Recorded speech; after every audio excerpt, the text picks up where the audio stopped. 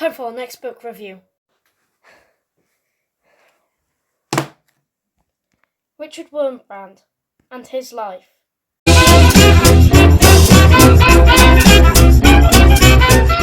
Hello and welcome back to another book review.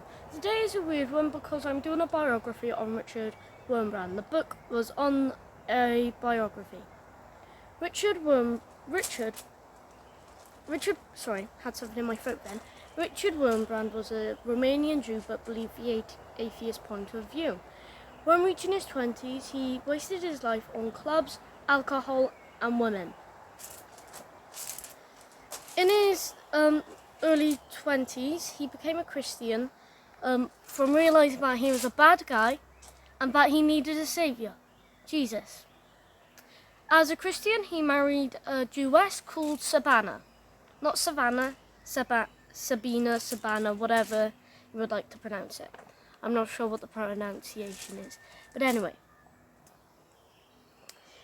Sabina became a Christian by knowing Richard when they went to a party which he desperately wanted him to go to. But everyone was smoking, everyone was drunk, and pretty much everyone nearly was naked, bar them. Richard said that he wouldn't take her back home, so then she would realise the bad things of the earth.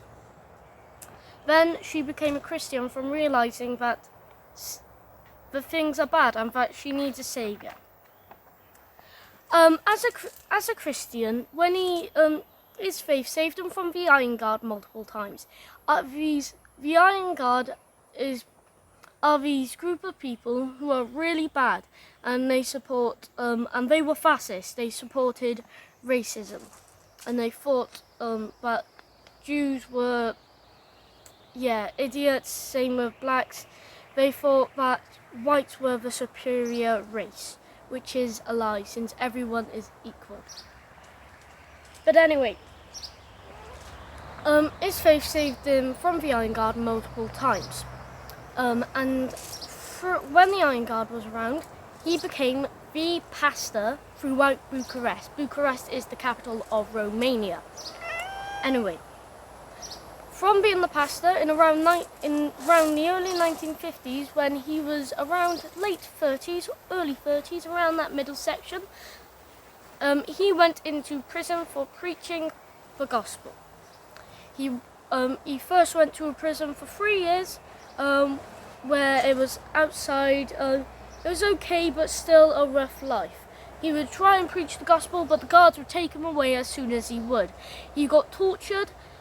He would have to walk around his cell blindfolded, and if he tripped over, the guards would beat him up with bats for 20 minutes. Then he went to this underground prison where it was silent, and he didn't really like it because he couldn't hear anything. The only light was a little light bulb from the top of the ceiling, which was very dim. It was like a rainy day. Have you ever been in a thunderstorm or a lightning storm, or at night and it's really cloudy but like the moon's shining through the clouds? It was that light, that amount of light in that room.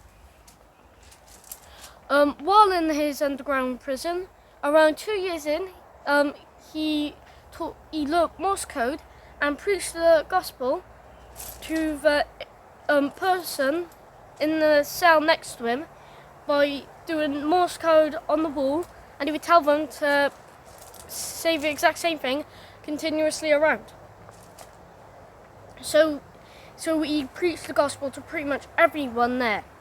He became very ill, he did, in the prison, and he went to the place called Room 4. Room 4 was people who were really ill. He was around 42 at this time. So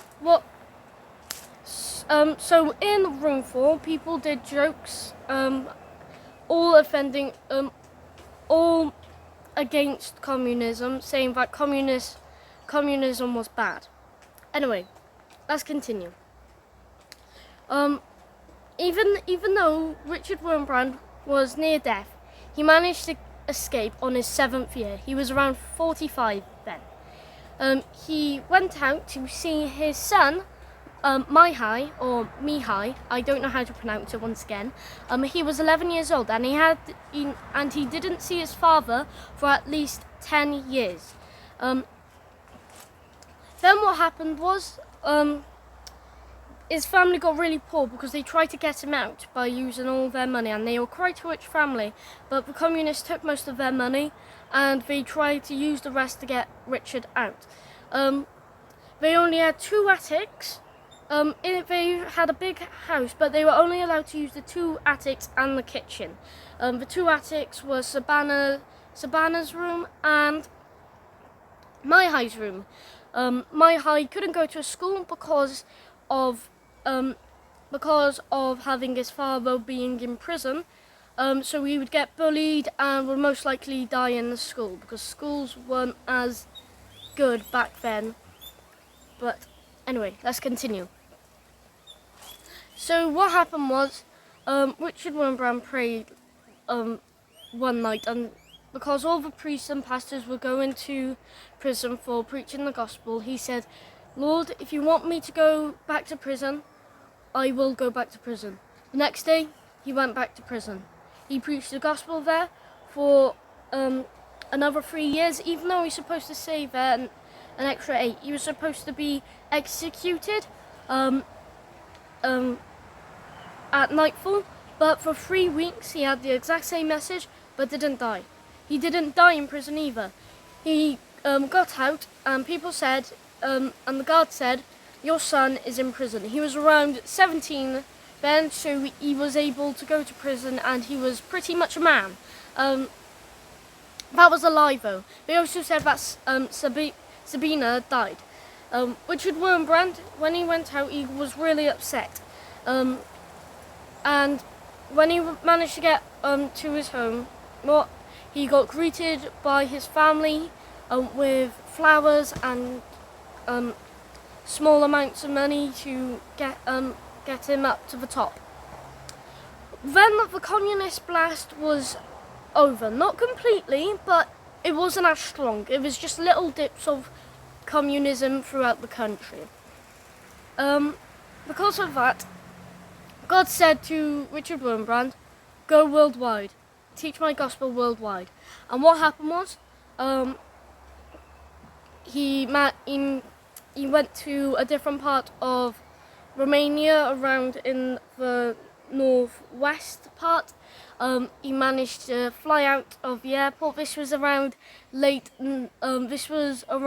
give a second, trying to remember.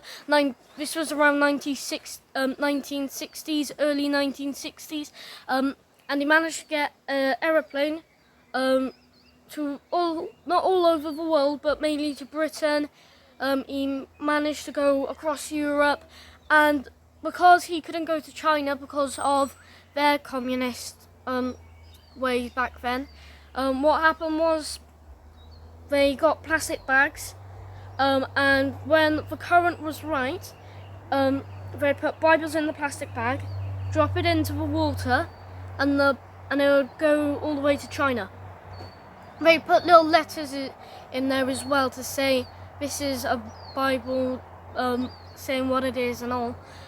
They made sure it was perfect for that country's need as well, such as language and so on and so forth.